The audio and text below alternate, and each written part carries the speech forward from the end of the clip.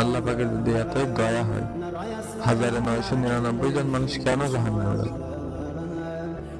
বলেন তো ভাই, 1999 জন মানুষ জাহান্নামে যাবে কারণ প্রত্যেকেরই কমন পাপ থাকবে শিরিক। শিরিকের গুনাহ কখনো মাফ হয় না বললে ভুল হবে, মাফ হয় তওবা করলে।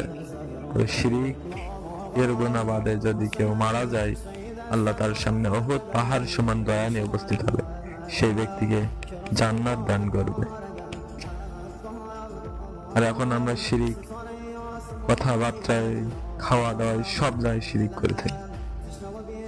শিরিকের গুনাহ থেকে বাঁচবার জন্য রাসূল সাল্লাল্লাহু আলাইহি ওয়াসাল্লাম বলেছেন প্রতি রাতে সূরা কাফিরুন পড়ার জন্য। সকলে সূরা কাফিরুন পড়বেন ঘুমানোর আগে, ইনশাআল্লাহ আল্লাহ শিরকের পাপ থেকে বাঁচায় দেবে।